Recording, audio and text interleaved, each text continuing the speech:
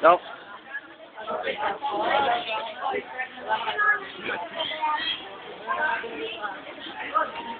Sama naman ang ano natin. Dahil isang dula-dulaan na mapupulutan ng maraming aral sa buhay. Tunghayan po natin.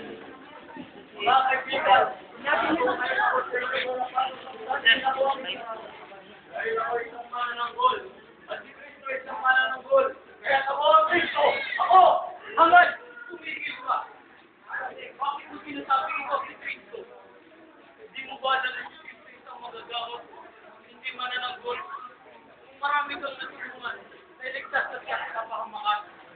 Marami ako. Dahil ako isang magagamot. Dahil ako ang Kristo. O! Mga hangal, magpipigil kayo. Hindi nyo ba alam ako ang Kristo? Kristo ay gawa-gawa lamang ng mga nakatalibong tao. Mga marunong. Sa akin ay magwala. Dahil ako isang nakatalibong tao. Ikaw ang naman!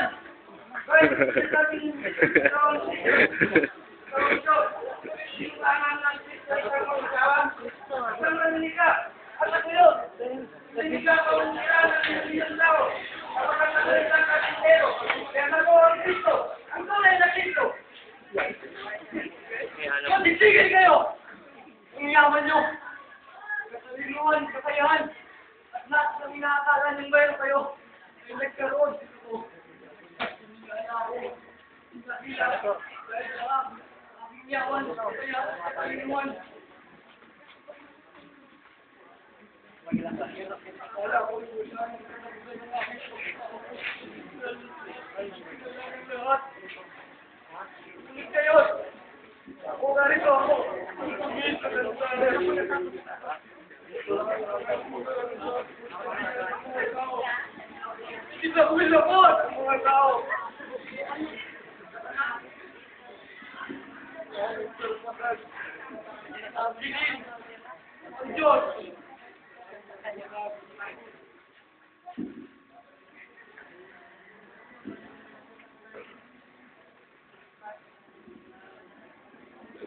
Wala na nalipatak niya.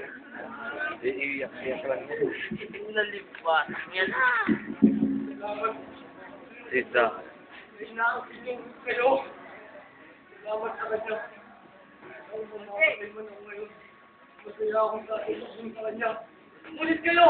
Paano na kayo? At natunghayan po natin ang may dula-dulaan na aming inihanda. Pinapakilala ko po sa inyo ang mga nagsiganap sa aming dula-dulaan.